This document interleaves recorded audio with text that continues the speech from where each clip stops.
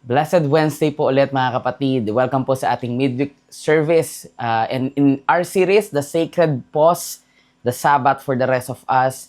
Last week, pinag-usapan po natin yung design ng Panginoon sa Sabbath, sa rest. That we have seen that God didn't design us para tayo ay talagang ubusin yung buhay natin sa paggawa.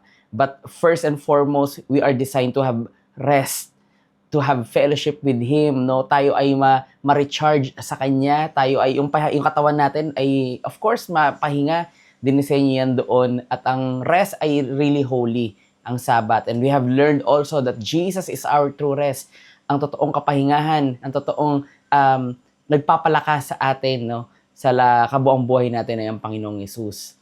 So sa gabi po na ito, ating pag-usapan na, again, tayo po ay hindi ginawa ng Panginoon para maging alipin ng walang katapusang trabaho. Pero tayo po ay kanyang tinutubos, nililigtas, inaalis niya tayo not only from sin, but also sa sistema, sa mindset ng mundo, sa identity na nag-i-imprison sa atin, ginagawa tayong alipin ng walang hanggang paggawa at pagtrabaho, ng walang kapahingahan sa Kanya.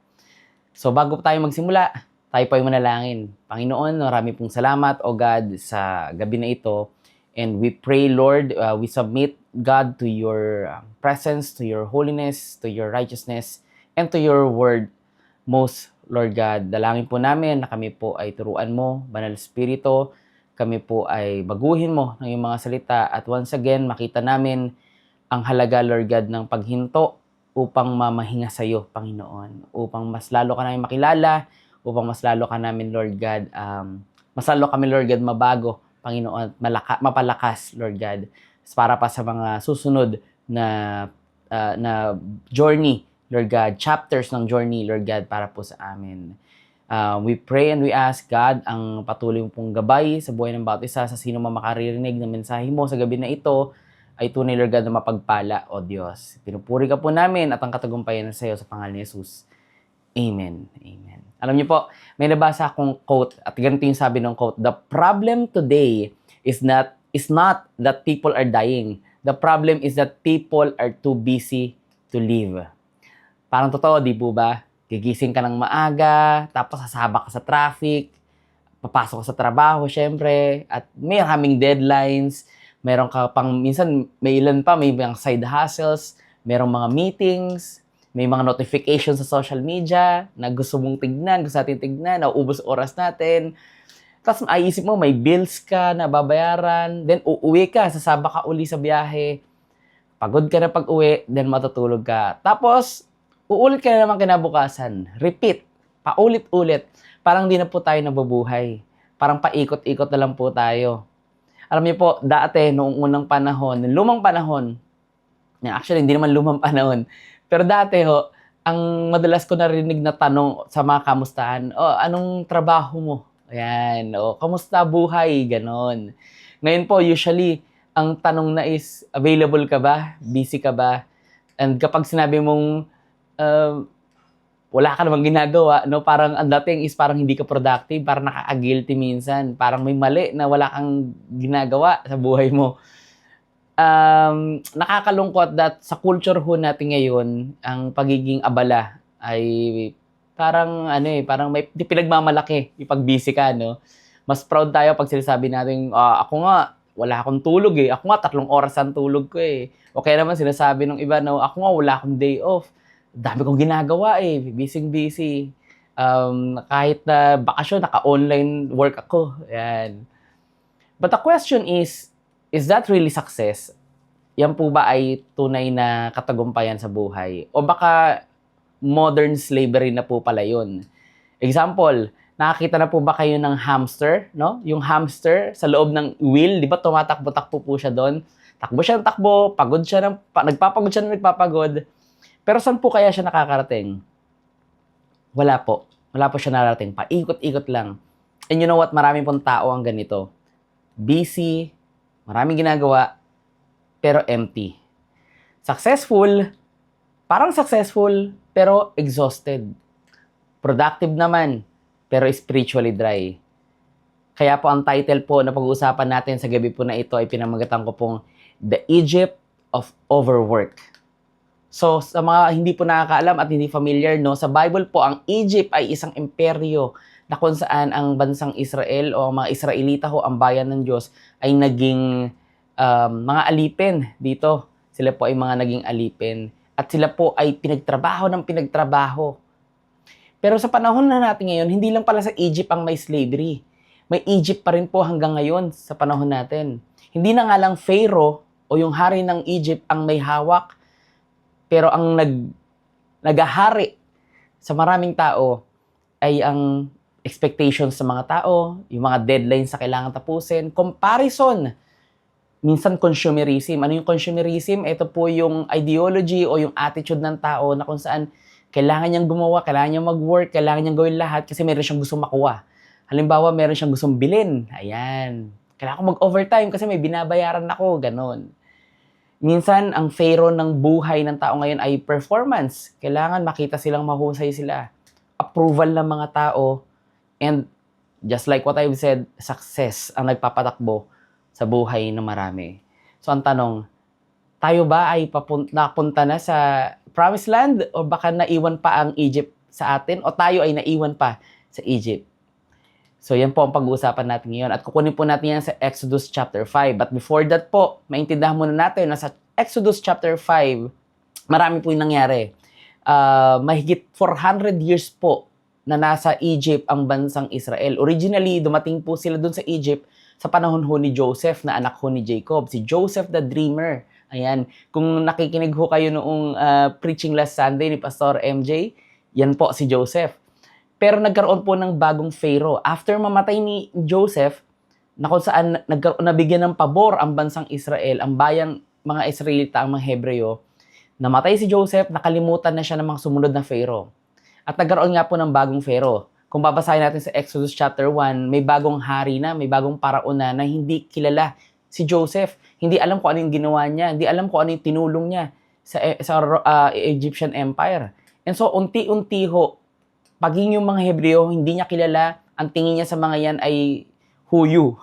So, unti-unti pong naging alipin ng bayang Israel. Hindi po sila tinuring na empleyado, take note. Tinuring po sila hindi rin bilang mga migrant workers sa parang OFWs. Ang turing po sa kanila, slaves. Alipin po. So, what is the historical background of this story? Ang Egypt po kasi ang isa sa mga pinakamalaki, may malaking imperyo ho, noong lumang panahon. Napakayaman po nila, napaka-organized po nila, napakalakas po nila. Marami silang construction projects kung tutuusin. Meron silang mga store cities, mga imbakan na city pero imbakan lang ito ng kanilang mga kayamanan ng mga pagkain, resources. Tulad ng Pithom at Ramses. Meron silang mga malalaking building programs. Napakagagaling nila mga engineers. Ang kanilang military power, sobrang lawak ho ng teritoryo. Meron silang napakagandang agricultural economy. At sino nagpapatakbo ng lahat? Mga alipin na Israelita.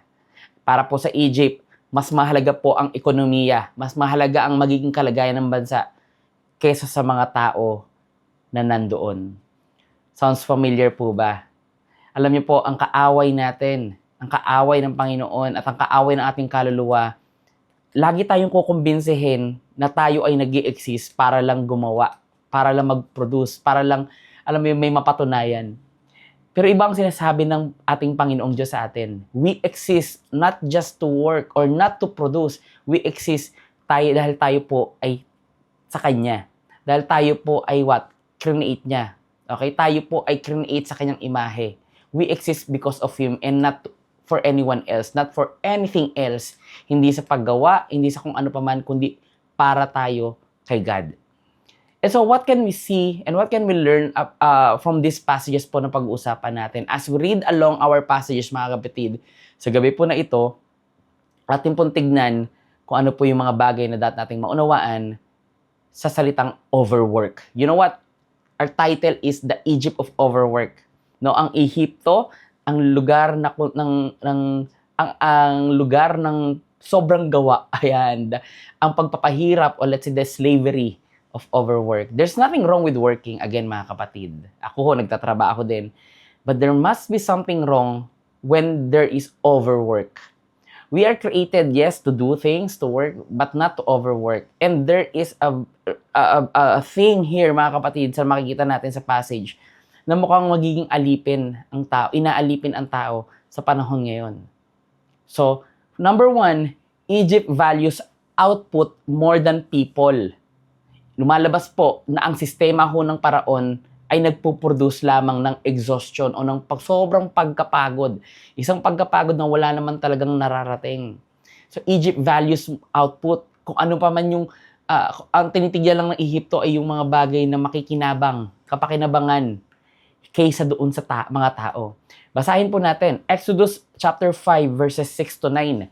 The same day, Pharaoh gave this order to the slave drivers and overseers in charge of the people. You are no longer to supply the people with straw for making bricks.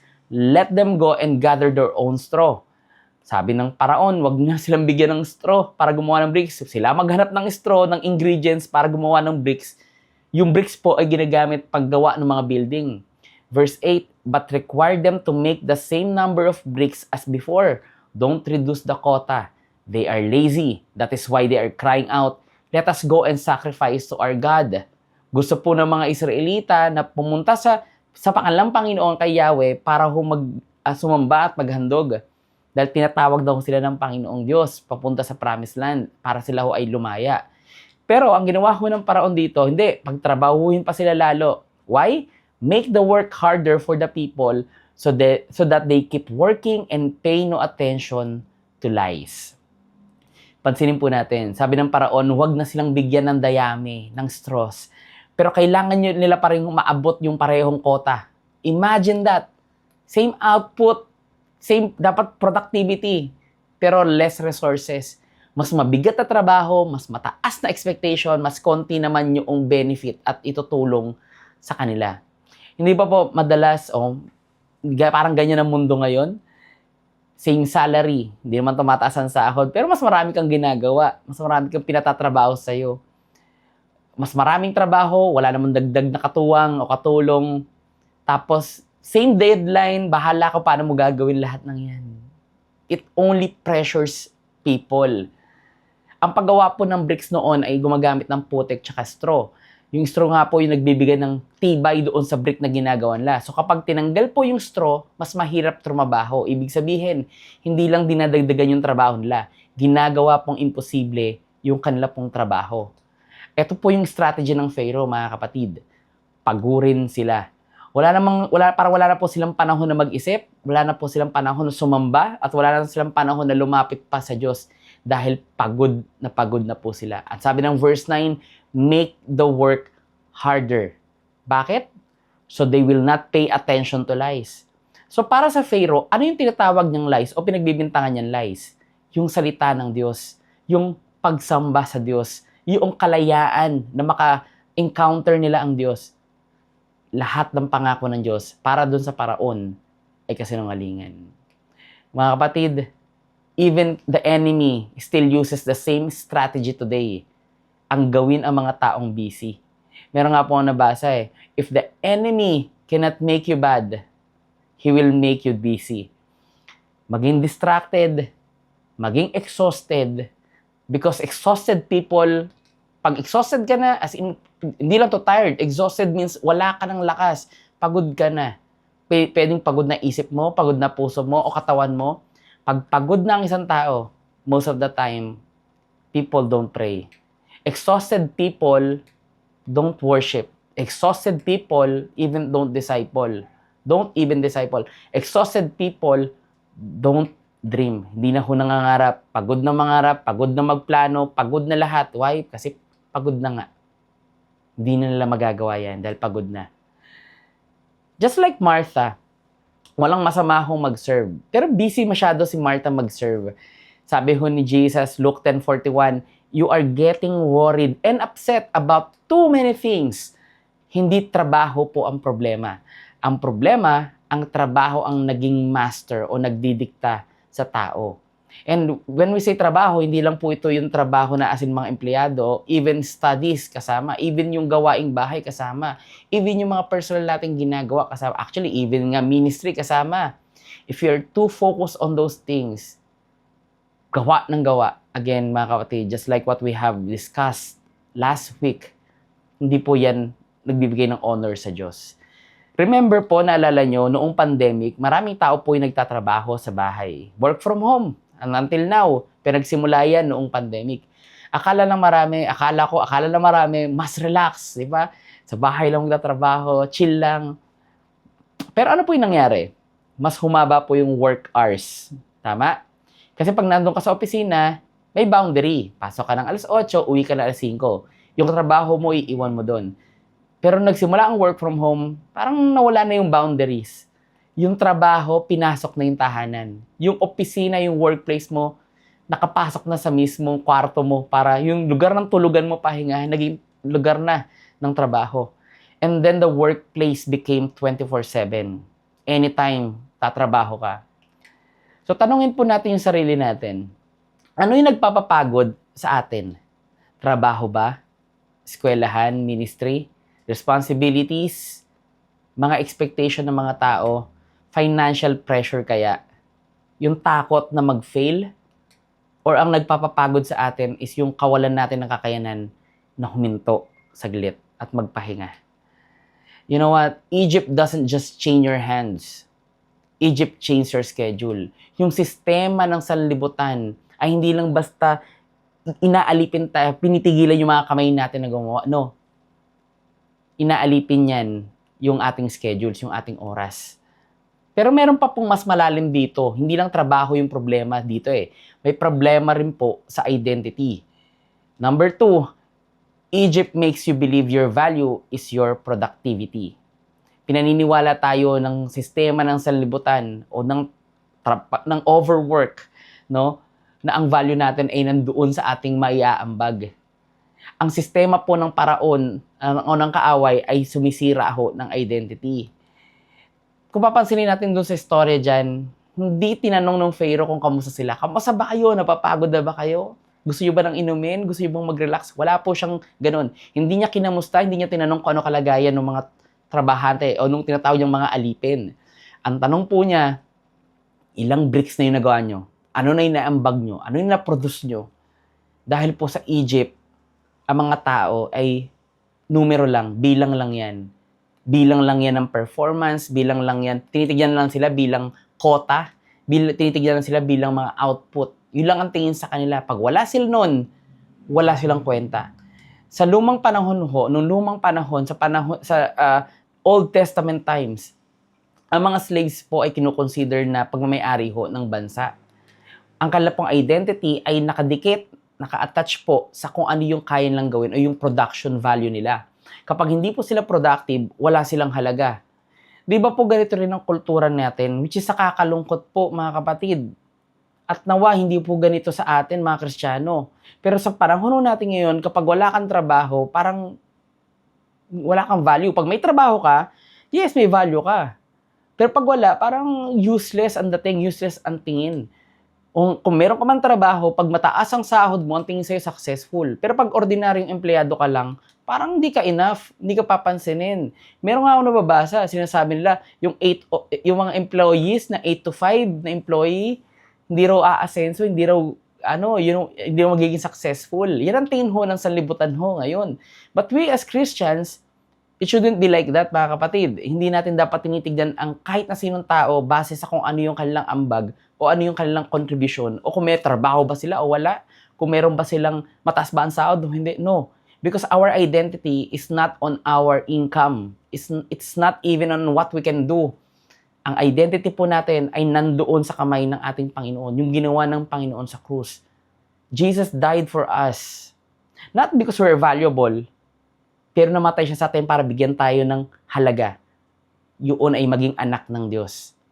Kaya kapatid, pwede mo bang sabihin dyan, if you think that kung tingin mo, ang tingin sa'yo ng mga tao, no, sa paligid mo, parang wala kang silbi, wala kang value, o minsan baka tingin mo sa sarili mo, parang ito lang kasi ako, hindi naman malaki yung ambag ko sa pamilya, o hindi naman malaki ang ambag ko sa kung saan. Kung estudyante ka, pwede mo sabihin na parang tingin sa akin kasi dito, parang bata lang ako, wala akong silbi. Kapatid, come on, could you please type dyan sa comment section, Remind mo yung sarili mo, i-remind mo rin ang lahat that you are a child of God. Sabi mo dyan, anak ako ng Diyos, I am a child of God. That's your identity. Walang magbabago nun. Pwede kang tignan ng mundo na useless, unsuccessful, so what? Mahalaga kung anong tingin sa'yo ng Diyos. It doesn't matter kung anong tingin sa'yo ng mga tao. Mahalaga kung anong magiging tingin sa'yo ng Diyos. At ang tingin sa'yo ng Diyos, ikaw ay kanyang anak. You know, iba ang Bible. Hindi sinusukat ng Biblia ang mga tao base sa kanilang performance. Sa Genesis, sinabi, we are created in God's image. Hindi tayo create sa image ng ating trabaho. Hindi tayo create sa image kung ano yung grade natin. O sa image kung anong pamilya meron tayo. Hindi. Ang sinabi ng Diyos, hindi sinabi ng Diyos na gumawa ka muna. Ang sabi ng Diyos, you are mine. Sa akin ka. Create kita in my image. And that's who we are, mga kapatid. Amen po ba? In Psalm 127 verse 2, sabi po, it is a waste of time to get up early and stay up late trying to make a living. Bakit? Tanya, walang silbihan kung ang buhay mo ay uubusin mo lang sa pagtatrabaho. Magpupuyat ka para sa trabaho. Hindi. Because the Lord provides for those He loves, even while they're sleeping. Pansinin po ninyo, hindi sinabing God gives or God provides sa mga deserving. Hindi ho. Sabi niya, nagpo-provide si Lord kasi nagmamahal siya. Kapatid, po-provide ni Lord ang needs mo kasi mahal ka niya. Not because you deserve it, not because sobrang galing mo or what, because God loves you. All of the provision, all of the blessing comes from God because He loves us. In Deuteronomy chapter 5, verses 12 to 15, pinaalala ho sa kanila dyan yung Sabbath. Kasi po, kaya bakit pinaalala sa kanila yung Sabat? Pinaalala po sa kanila na sila po ay dating alipin. Dito po sa Deuteronomy, malaya na po sila. Pero pinaalala po sa kanila na sila po ay mga dating alipin sa Egypt. Pinapaalala sa kanila ito, okay? Pinapaalala sa kanila ng Sabat na sila ay hindi na po slave dahil malaya na po sila. Kung bakit magkakaroon sila ng kapahingahan, kung bakit para sa inyong Sabat, pinaalala sa kanila na wala naman nagmamay-ari sa inyo kundi ang Diyos. Kaya hindi dapat kayo maging alipin ng kahit na sino pa man. At kayo ay may kapahingahan sa Diyos. Hindi nyo inuubos yung sarili nyo sa mga bagay na hindi naman sinasabi ng Panginoon. Again, there's nothing wrong with working and studying and doing hobbies and everything. Pero kapatid, pag yan ang hinabol natin sa buhay at hindi ang Panginoon, we are wasting our lives. Ang sabi ng verse 12, masahin na nga natin, you must keep the Sabbath a special day like the Lord your God commanded. Special! Work 6 days a week and do your job. But the 7th day is of rest in honor of the Lord your God. So on that day, no one should work. Not you, your sons and daughters, foreigners living in your cities, or your men and women slaves. Not even your cattle, donkeys, and other animals should do any work. Sabi niya, wala dapat. Your slaves should be able to rest just as you do. Don't forget that you were slaves in the land of Egypt. The Lord your God brought you out of Egypt with His great power and made you free. That is why the Lord your God commands you to make the Sabbath a special day. So wala dapat. Kung sila pinalaya, dapat wag din silang mahigpit daw sa kanila pong mga alipin din. Okay? Kundi pahalagahan nila yung araw ng kapahingan, ang araw para sa Panginoon. They should rest in God's presence. Example, meron isang CEO, meron siyang 6 digits na sahod, laki. Meron siyang luxury car, meron siyang mansion, may condominiums, nakakapag-travel siya sa kung saan-saan, nakaka-receive siya ng maraming awards. Pero isang araw, sabi sa kanya ng anak niya, Dad, pwede po ba kitang i-appoint o i-book ng appointment next Saturday? Makipag-appointment ako sa'yo. Yung anak niya tinanong siya noon, hindi nagbibiro yung anak niya. Imagine that, kailangan pang i-schedule po ng anak yung appointment. Kailangan niya pang magkaroon ng sariling appointment sa tatay niya. Alam niyo, marami successful na tao, pero absent sa pinamahalagang bahagi ng buhay just because they are so busy chasing things. We should never confuse being valuable with being busy. Yung mga anak po ninyo, mga magulang, hindi naman nila kailangan talaga na mayaman. Ang kailangan nila yung magulang na nandiyan para sa kanila. Yung mga may asawa po, hindi lang naman yung provision ng partner yung kailangan. Kailangan nila yung presensya ng kanilang partner. You know what? God never called you to prove your worth. Hindi mo kailangan patunayan yung halaga mo. God has already declared your worth, kapatid. At dito papasok yung napakagandang balita. Hindi nagtapos ang kwento sa Exodus chapter 5. Meron tong kasunod, Exodus chapter 6. Meron pong redemption. Hindi lang slavery. Sa chapter 5 may slavery. Pagdating ng chapter 6, nandito po yung pagliligtas ng Panginoon. God's answer to Egypt is redemption. Ang sagot ng Panginoon sa sistema ng overwork is pagpapalaya. God breaks the slavery here. In Exodus chapter 6 verses 6 to 8, sabi po dyan, "Therefore say to the Israelites, I am the Lord, and I will bring you out from under the yoke of the Egyptians. I will free you from being slaves to them, and I will redeem you with an outstretched arm and with mighty acts of judgment. I will take you as my own people, and I will be your God. Then you will know that I am the Lord your God who brought you out from under the yoke of the Egyptians. And I will bring you to the land I swore with uplifted hand to give to Abraham, to Isaac, and to Jacob. I will give it to you as a possession. I am the Lord." Napansin po ba ninyo? Paulit-ulit yung salitang I will. Sabi niya doon, I will bring you out. I will rescue you. I will redeem you. I will take you. I will be your God. I will bring you. I will rescue you. Pansinin po natin, hindi sinabing rescue yourselves. God acted first. Siya muna yung kumilos. I will. Hindi sinabing, bahala kayo. Sabi ni Lord, ako ang kikilos. Grace muna ang nauuna lagi, kapatid.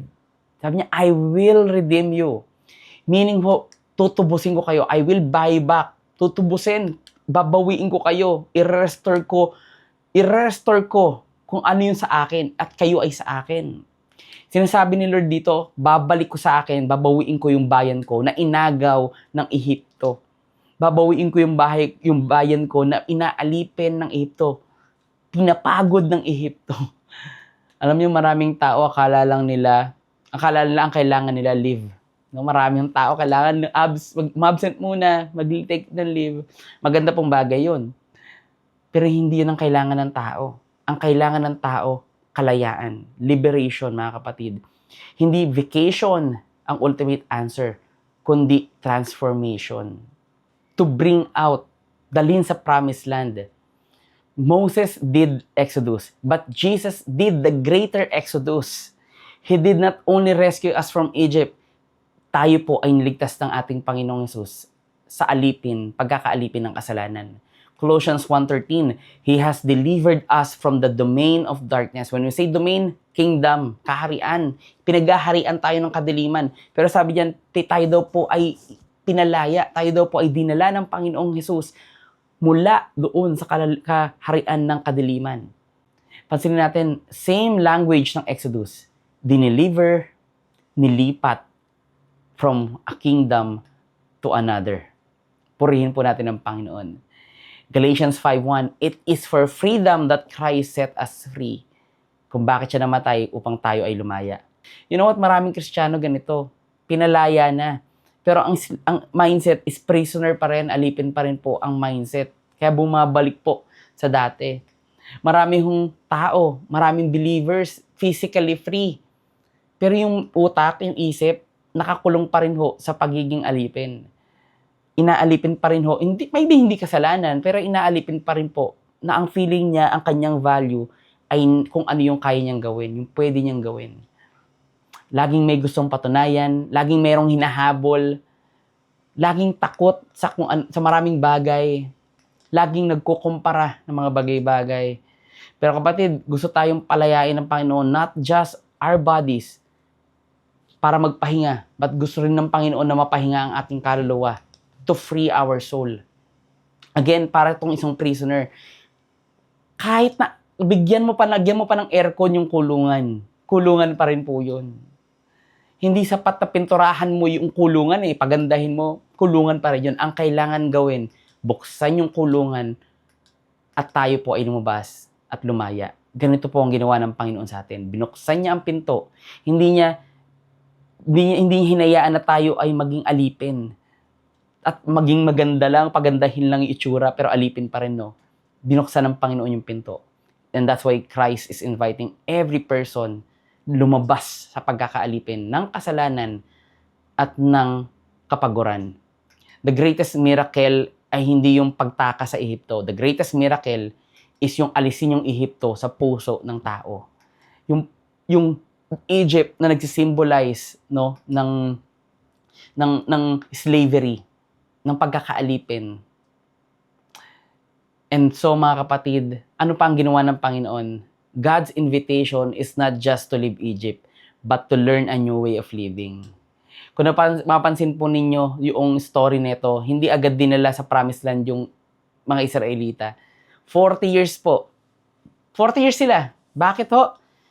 Kasi ho, yung pagiging alipin, nahulma na sa puso at isip nila, na alipin sila, na yun na yung identity nila.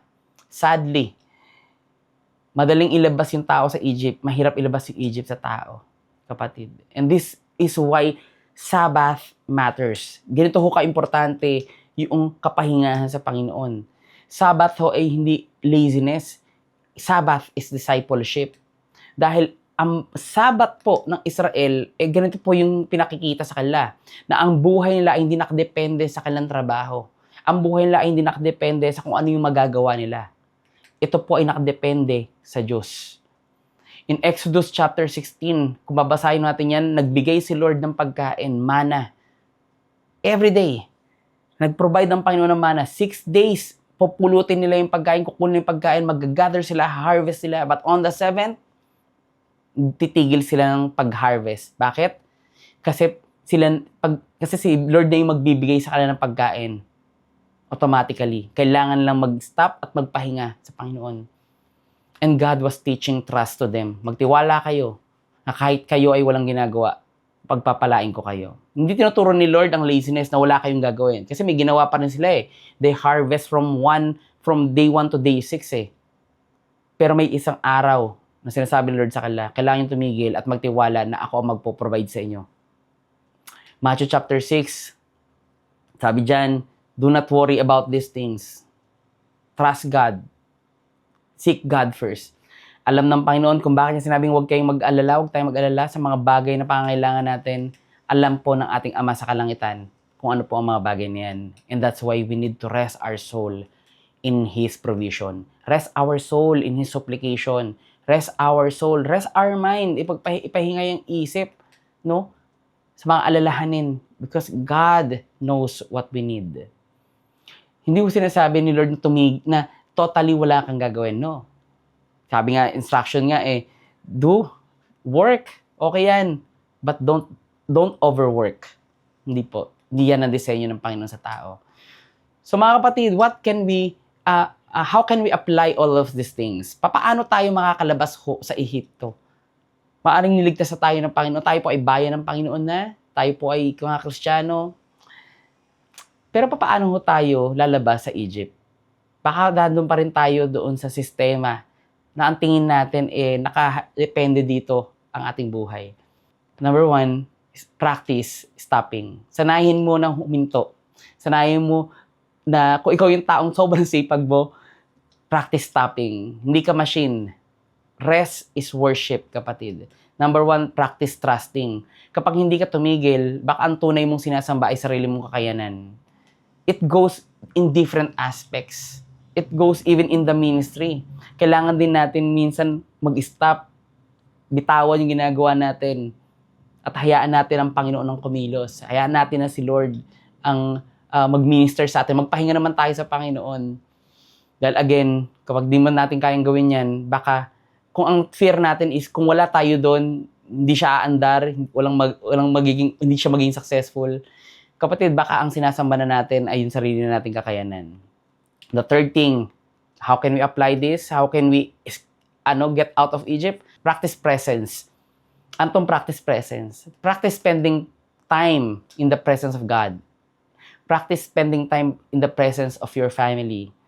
Practice spending time with the church. What I mean is, It's not about doing ministry with the church. Just fellowship, no? Walang ginagawa, spend your presence with the church. Kasama mo sila. Spend presence with yourself. Maraming tao ho, sobrang busy, wala ng oras sa sarili nila. Kailangan mo rin po nun. Kaya nga, may tinatawag tayo me time. But your me time should still be with God. Me time with the Lord. Actually, hindi siya me time. Diba? Pero our time with God. Spend time with yourself. Sabi nga natin last week, sabi ng Ecclesiastes, blessing ni Lord sa atin, regalo ng Panginoon sa atin, nang ma-enjoy yung mga blessing din na binibigay niya sa atin. And number 4, practice contentment, kapatid. Hindi lahat ng opportunity ay assignment ni God. Hindi lahat ng opportunity, blessing ni God. May mga opportunity na baka papunta na sa Egypt. If you never stop, kapatid, pag hindi ka huminto, if you don't stop, no, na gumawa, mag-overwork, overthink, overfeel, no? If you never stop, baka eventually, yung buhay na mismo ang magpapatigil sa'yo. At mahirap po yun. So mga kapatid, number 5, and the last thing na pwede natin gawin, remember that your identity is in God every day. Kada umaga, paalala mo sarili mo, that first thing in the morning, for every single moment, or sa pinakaunang araw mo, hindi ka umuna worker, hindi ka employee, hindi ka businessman, hindi ka estudyante. First and foremost, you are a child of God. Your identity is in God. Your identity ay hindi nakasalalay kung ano ang estado mo sa buhay. Hindi ito nakasalalay kung ano ang ginagawa mo, mayroon ka bang naiambag sa lipunan o wala. What matters is you are a child of God. Ano tingin sa'yo ng Diyos? And you are a child of God. And so, in conclusion mga kapatid, ang problema ng Egypt naman ay hindi lang slavery. Ang problema ng Egypt ay tinuturuan nitong isipin natin na yung halaga natin ay nakadepende sa dami ng ginagawa natin. Pero ang sabi ng Panginoon, I will redeem you. Hindi niya sinabing, kailangan mo kong ma-impress. You need to impress me. Hindi sinabi ng Panginoong Diyos, kailangan mong ma-earn yung pagmamahal ko. Hindi niya sinabi rin na, kailangan mo mag-produce pa ng marami pa. No. Ang sabi ng Panginoon, I will rescue you. Dito po sa Exodus, Book of Exodus, mayroon pong dalawang hari. Yung Pharaoh at ang ating Panginoon. Pareho po silang meron pong ini-invite na buhay. Nga lang, yung Pharaoh, ang invitation niya, gumawa ka pa ng gumawa. Pero ang Panginoong Jesus yung nagsasabing, sumunod ka sa akin. Ang sabi ng Pharaoh, yung value mo ay nakadepende sa kung gaano kalaki, gaano karami yung magagawa mo. Si Jesus, ang sabi ni Jesus, namatay ako sa iyo. Namatay ako para sa kaluluwa mo. That's your worth. Si Pharaoh, ang sabi niya, magtrabaho ka hanggang mapagod ka, hanggang mag-collapse ka. Pero alam mo, ang Panginoong Jesus ang nangako at nag-i-invite sa atin, come to me, ikaw na nabibigatan at napapagal at napapagod at pagpapahingayin kita. Hindi ka nilikha ng Diyos para lang magmukhang makina. Tayo po ay ginawa para hindi para mabuhay sa walang katapusang pressure.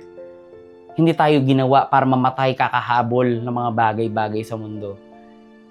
Tayo po ay create ng Diyos para makilala siya, sambahin siya, mahalin siya, at mamuhay sa kalayaan na binibigay niya. And so my final challenge to everyone, baka hindi ho tayo alipin ni Pharaoh. At walang paraon ngayon, pero baka alipin po tayo ng success, ng career, alipin tayo ng expectation. Marami tayong inaabot na expectation.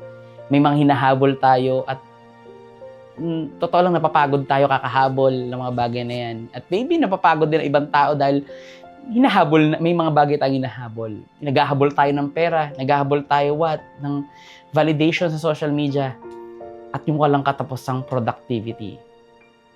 At ang tanong ngayong gabi po ay, malaya ka ba? Hindi na tanong kung busy ka. Ang tanong, malaya ka ba sa mga bagay na ito? Ang Panginoong Hesus, meron siyang tinapos sa Exodus. Meron siyang tinapos sa mas matinding exodus ng buhay natin. Binuhat ng Panginoon ang mga kabigatan.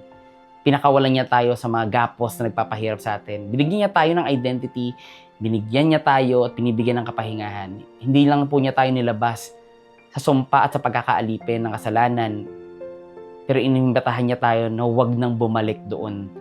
Huwag nang bumalik sa maling mindset ng mundo na kailangan mong gumawa at walang katapusan. God is inviting you to have rest in Him. Busy is not always blessed.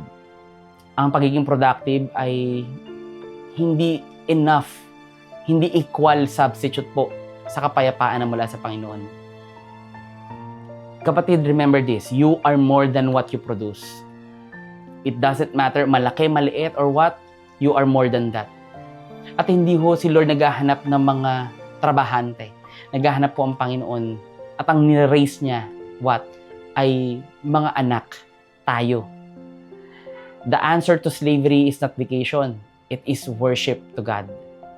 And kapag tayo po ay nilibas ng Panginoon sa slavery, huwag nating buhatin yung slavery sa puso natin. Ang pinakamatinding kalayaan ay ang buhay na nilalaan sa ating Panginoon.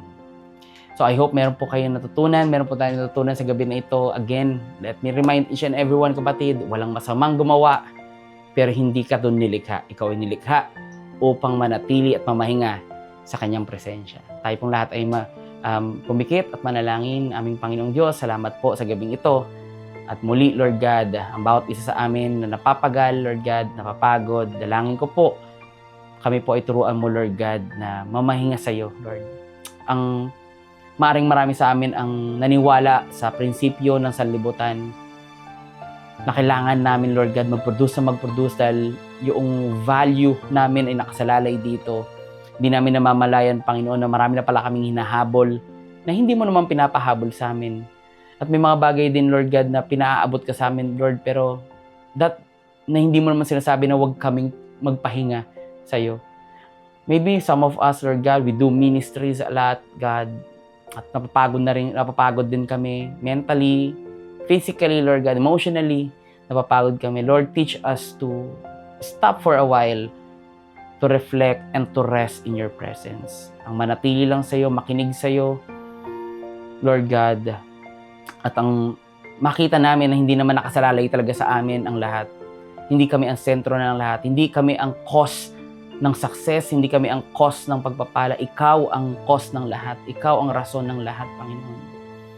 And so, Lord God, payapain mo po ang puso, ang bawat puso, Lord God, na napapagod. Pagpahingahin mo po ang bawat isip na pagod, Lord God. At amin pong dalangin, Panginoon, na sa amin pong paglilingkod, makita namin ang ganda, Lord God, ng pananatili sa presensya mo. That is stopping for a while. Ang pagpapahinga, ang paghinto ay hindi masama. It is holy, it pleases you, God, it honors you, and it is a worship to you, Panginoon. Mali, sa gabi na ito, Lord God, sa aming pong pagpapahinga, dalangin po namin ang iyong pong pagsama. Tunay na kapahingahan sa gabi na ito, sa presensya mo, ang Panginoon. Sampu ng aming mga mahal sa buhay, sa aming mga tahanan, pagpapahingahin mo po kami, Lord God, ang nasa araw ng bukas, puno ng lakas, puno, Lord God, ng kagalakan, puno ng kapangyarihan nagmumula sa iyo. Dahil ikaw ang Diyos namin, ang Diyos ng kapahingahan. Salamat po. Pinupuri ka namin sa pangalan ni Jesus. Amen and amen. Mga kapatid, thank you for joining us tonight. And once again, alam ko meron yatang Friday prayer work sa bahay. Kung di nagkakamali, sa bahay nila Brother June. Yan. So, mag-join tayo dyan. And also, this coming Saturday, meron pa rin sa mga gustong sumali sa rehearsals ng praise and worship. You are welcome every Saturday afternoon sa ating church. Sunday, magpapatuloy po ang ating usapin, no? Sama-sama tayong mag-celebrate as one family.